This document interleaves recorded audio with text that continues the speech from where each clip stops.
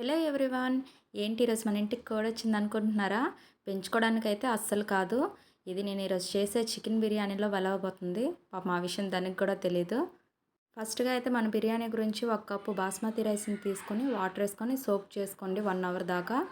Next మన chicken marination గురించి chicken బాగా వాష్ చేసుకొని అందులో కొంచెం సాల్ట్, పసుపు యాడ్ చేసుకోవాలి. నెక్స్ట్ కారాన్ని కొంచెం యాడ్ చేసుకోవాలి. నెక్స్ట్ 1 స్పూను అల్లం వెల్లుల్లిపాయ పేస్ట్ని యాడ్ చేసుకోండి. నెక్స్ట్ అందులోనే గరం మసాలాని యాడ్ చేసుకోండి, లేకపోతే బిర్యానీ మసాలానైనా సరే యాడ్ చేసుకోవచ్చు.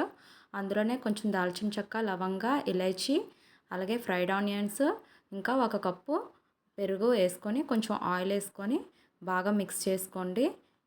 ఇలా బాగా మిక్స్ చేసుకున్న తర్వాత దీన్ని ఒక 1 అవర్ బాగా మ్యారినేషన్ చేసుకోవాలి. నెక్స్ట్ అయితే రైస్ని బాయిల్ చేయడం గురించి అందులో కొంచెం దాల్చిన చెక్క, లవంగ, అలాగే కొత్తిమీర, పచ్చిమిరపకాయలు, జీలకర్రని ఆ మరుగుతున్న వాటర్లో యాడ్ చేసుకోవాలి. అందులోనే మనం ముందుగా నానబెట్టుకొని ఉంచుకున్నాం కదా బాస్మతి రైస్ని, దాన్ని యాడ్ చేసుకోవాలి. అందులోనే కొంచెం సాల్ట్, అలాగే కొంచెం నెయ్యిని యాడ్ చేసుకోండి. రైస్ అనేది పొడి పొడిగా వస్తుంది. రైస్ అయితే 80% కుక్ అయ్యేలా చూసుకోండి. నెక్స్ట్ అయితే వేరే కళాయి పెట్టుకొని ఏదైతే మనం దమ్ చేద్దాం అనుకుంటున్నామో అదే కడాయిని పెట్టేసుకోండి. అందులో కొంచెం నెయ్యి, కొంచెం ఆయిల్ వేసుకొని మనం ముందుగా మ్యారినేషన్ చేసుకున్న చికెన్ వేసుకొని బాగా ఫ్రై చేయండి. బాగా ఫ్రై చేసిన తర్వాత దాన్ని 10 మినిట్స్ దాకా మీడియం ఫ్లేమ్లో పెట్టుకొని బాగా కుక్ అవనివ్వాలి. ఈలోపు మన బాస్మతి రైస్ని చెక్ చేద్దాం. ఈ విధంగా కుక్ అవ్వాలి. 80% దాకా కుక్ చేసుకోండి. నెక్స్ట్ అయితే చికెన్ చూద్దాం. ఇది బాగా ఫ్రై అయింది. ఇలా బాగా ఫ్రై అయిన దాన్ని ఒకసారి చెక్ చేసుకోండి. ఆ చికెన్ బాయిల్ అయిందో లేదో అనేసి చెక్ చేసుకోవాలి. కలర్ కూడా చూసారు కదా ఎంత బాగుందో. ఇలా రెడ్ కలర్ వస్తే చాలా బాగుంటుంది. ఆ విధంగా ఫ్రై చేసుకోండి.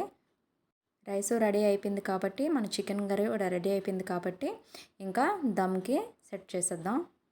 ఇప్పుడు ఈ చికెన్ కర్రీలో మనం ముందుగా రెడీ చేసిన బాస్మతి రైస్ని లేయర్ లాగా వేసుకోవాలి.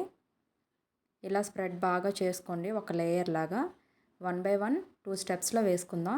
ఫస్ట్ అయితే 1 లేయర్ ఇలా వేసుకున్నాను.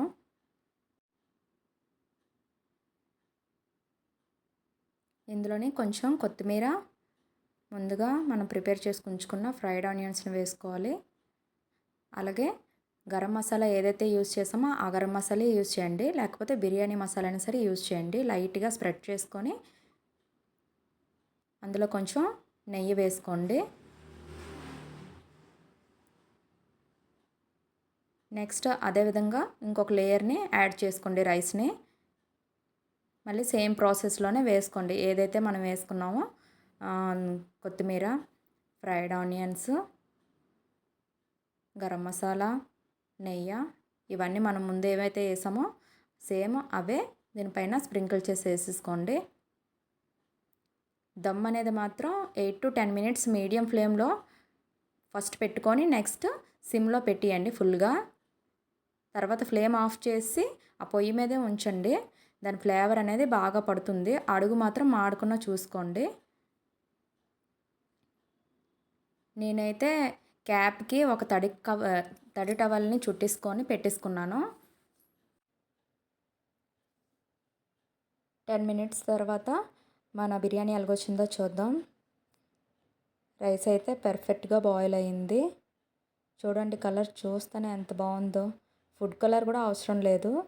మధ్య మధ్యన ఎల్లో లాగా, వైట్ రైస్ లాగా చాలా బాగా కనిపిస్తుంది. ఇంకా ఈ రైస్ని మనం సర్వింగ్ ప్లేట్లో సర్వ్ చేసేసుకుందాం. టేస్ట్ అయితే చాలా బాగుంటుంది. మీరు కూడా ఇలా నేను చెప్పిన ప్రాసెస్లో ట్రై చేయండి. చాలా ఈజీగా అవుతుంది. రైస్ మీకు పర్ఫెక్ట్గా కుక్ అవ్వడం తెలిస్తే ఈజీగా మీరు చేసుకోవచ్చు. ఎంత రైస్ క్వాంటిటీ అయినా సరే మీరు చేసుకోవచ్చు. ఇలా బిర్యానీ పక్కన కొన్ని పీసెస్ని కూడా నేను యాడ్ చేసుకున్నాను. దీన్ని రైతాతో తింటే చాలా బాగుంటుంది. అలాగే కొంచెం ఆనియన్స్ని, లెమన్ కూడా యాడ్ చేసుకోండి. ఎమ్మీ చికెన్ బిర్యానీ రెడీ. మీరు కూడా కంపల్సరీ ట్రై చేయండి. లైక్ చేయండి. Bye bye.